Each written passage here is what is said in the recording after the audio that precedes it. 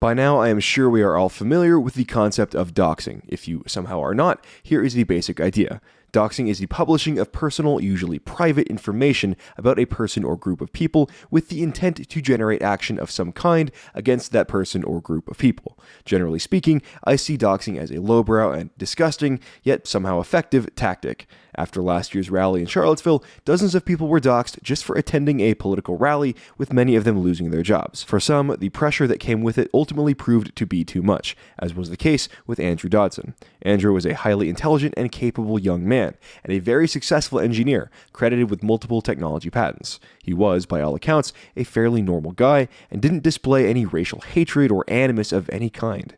However, a disgusting individual that calls himself a journalist, Jacob Rosenberg, took it upon himself to identify Andrew based on a photograph of him at the event. Did Andrew hurt anyone or do anything illegal?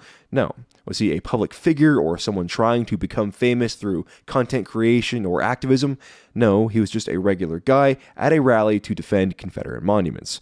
You may disagree with the Unite the Right rally or some of the viewpoints expressed by attendees. In fact, I attended the rally myself, and I certainly don't agree with every opinion of everyone there. But I do believe that people should have the ability to express their opinions without having their lives destroyed as a result. Of course, after being identified in Mr. Rosenberg's article, Andrew was fired from his job, ostracized from society, and a few months ago, he ended up taking his own life. All signs at this point are pointing towards suicide. He was 34 years old. All this is to say that doxing can have serious consequences. It can ruin lives, and it can certainly make people the target of harassment, stalking, and sometimes, yes, even violence. And in the past year, Antifa has gone from doxing participants in the Charlottesville rally all the way to now doxing and calling for violence against federal agents. That's right. Today's video is all about the effort being made in Antifa circles to spread personal information about employees of the Immigration and Customs Enforcement Division of the Department of Homeland Security, otherwise known as ICE, in what looks like an attempt to inspire and encourage harassment, stalking, and possibly even violence against them. When a radical left-wing terrorist organization is sharing information about where federal agents they despise live and work, you know things are escalating rather quickly. I'm concerned for the safety of all ICE agents involved, of course, but I also think this may be an example of Antifa and the left overplaying their hand and biting off more than they can chew. This has the potential to lead to some massive PR backlash, and here's hoping it does. But before we dig into all of that, let's talk about your online privacy and security. Even if you aren't an ICE agent, it's still an important thing to consider. It is now summer, which means you're probably thinking about taking some time off from the work site and going on trips or vacations. Unfortunately, those that would steal and misuse your private information are not taking a break for summer. Everything you transmit over a wireless router, whether it's public or private, is subject to being recorded, logged, and archived by entities public and private. The free Wi-Fi at the airport, free Wi-Fi at the restaurant, or free Wi-Fi at your university. None of them are really free, and the price is your privacy, with every site and service you access being logged and watched by someone other than you. That's why I recommend all of my viewers use a VPN, or virtual private network, whenever you go online. So fortunately, my friends at Virtual Shield have built a service that will keep you protected on every device, from your iPhone to your desktop computer, for less than the price of a cup of coffee every month. Virtual Shield's VPN technology keeps you secured and private online, and unlike those free VPN services, they don't log and sell your browsing data. Plus, with servers across the globe to choose from, you don't have to worry about your connection being slowed or throttled. Regardless of whatever country you're in, you can pick servers worldwide to browse the internet from, something that I know our European friends will appreciate. Visit hidewithjames.com to get Virtual Shield's exclusive summer deal, full-fledged VPN protection for less than $3 a month. For $275 a month, you can be protected and secure online. At this point, there's no reason not to have it. Visit the website and get protected today. Threats will always be out there, but this deal won't last forever. All right, so our story today began breaking this past Tuesday afternoon. I was going to get a video out on it earlier this week, but as you may have seen, I was slightly preoccupied. The videos Lauren and I made together should be coming out sometime in the next month, on my channel and on hers, so stay tuned. Oh, and follow me on Instagram if you don't already. Anyways, today's story begins with a guy named Sam Levine. Sam is a very brazen, or perhaps dumb, adjunct professor at a New York university. Sam decided it would be a good idea for him to use internet tools and scrape the job hunting site LinkedIn for data in the process uncovering the profiles of everyone on the site that listed Immigration and Customs Enforcement as their employer. As a side note, if you are someone who does any sort of activism and you're afraid that your face may be taken in a photograph, I would recommend deleting or making private your LinkedIn profile. There were a ton of guys after Charlottesville who had their photos taken, and then the photos from the rally were matched against their LinkedIn profiles, and they suffered some pretty serious professional ramifications for that. So if you're not using it for active job hunting, I would recommend getting off of LinkedIn. Now, getting back to the story, Sam then took this data, including these people's names, work locations, and where they live, and compiled the data into a searchable database that he then posted on the social blogging platform Medium.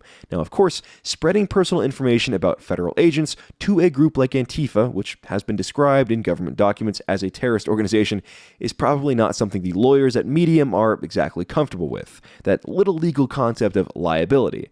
It may have had something to do with why Medium and then later GitHub both quickly pulled these pages from their sites. Before you object on free speech absolutist grounds, let's consider the entire situation here.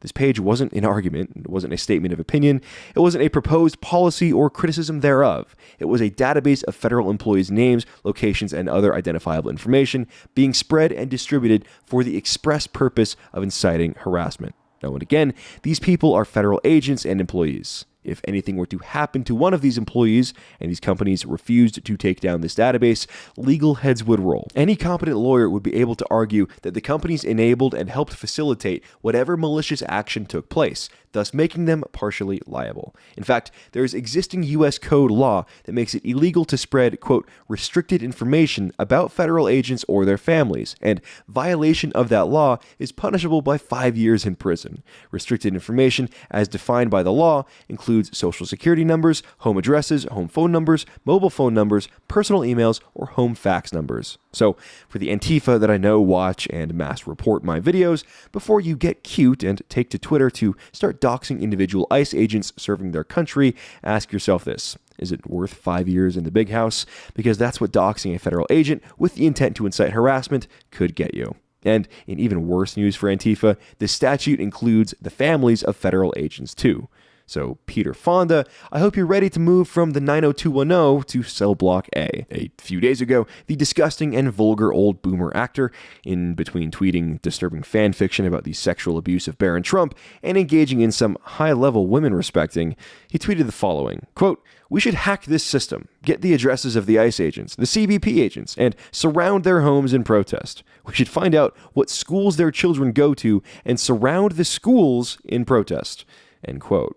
You're not hearing or seeing that incorrectly. Peter Fonda's solution to this, which was retweeted and liked thousands of times, is to surround the schools of immigration agents' children and harass them because of the work their parents are doing. You don't even have to agree with the work that ICE is doing. I happen to strongly agree. In fact, I think ICE isn't going far enough, but that's beside the point.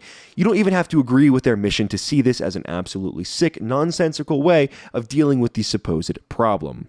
Even if you thought ICE was literally keeping kids in dog kennels and doing horrible things to them, in what world does that implicate their children in any wrongdoing? There are hundreds of thousands of murderers in American jails right now, but unless their kids have committed other crimes, they're not in jail with them, because guilt for crimes is not hereditary. No one bears the sins of their fathers. That's the rational, logical response, but on a more basic level, what a weird, sick guy. I mean, anybody that tweets about putting a 12-year-old boy in a cage with pedophiles, his words, not mine, is clearly a sick, weird dude. Or this gem, where he fantasized about DHS Secretary Kirstjen Nielsen being locked naked in a cage, being whipped and tortured by people walking by.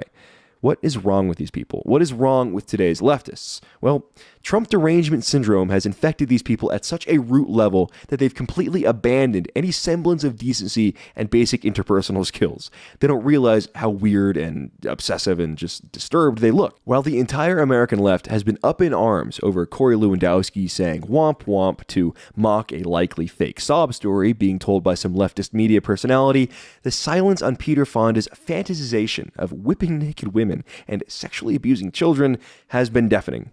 So much for defending the children, and so much for the Me Too movement. I know we're sort of deviating from the main topic at hand here, but I think these two things go hand in hand. They represent the intense radicalization the left is undergoing in the run-up to the 2018 and ultimately 2020 elections. In just a few months, Antifa has gone from doxing and threatening Charlottesville marchers to now doxing and threatening federal agents and their families. I've been putting them on the screen, but you can find more of their threats and weird posts on Twitter and Reddit. Meanwhile, leftist celebrities have gone from wearing their pink hats and leading marches to openly fantasizing about torture and sexual assault of the first family and cabinet officials.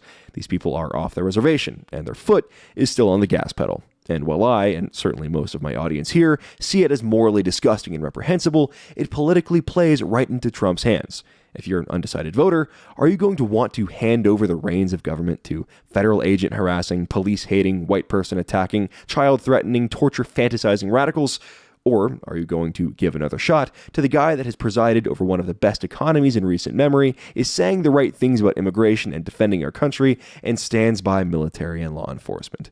In almost every case, option 2 is going to prevail, which is part of why I'm so confident that Trump will win again in 2020. The left is drastically overplaying their hand and assuming the public is much more sympathetic to their goals than they actually are. Doxing and harassing federal agents doing their best to keep the country safe is not exactly a winning political strategy, although the weirdos on the Chapo Trap House subreddit may think it is great praxis. Doxing, when done to identify criminal suspects, certainly has its place. But in my mind, and in the minds of almost every American, doxing our law enforcement officers to harass them and their families is a bridge too far. We know that Antifa is a violent terrorist organization that routinely attacks everyone right of center under the auspices of fighting fascism. If they decide to start including federal agents, things are going to go, shall we say, rather poorly for them, and they may begin to experience a bit of that so-called fascism they always complain about.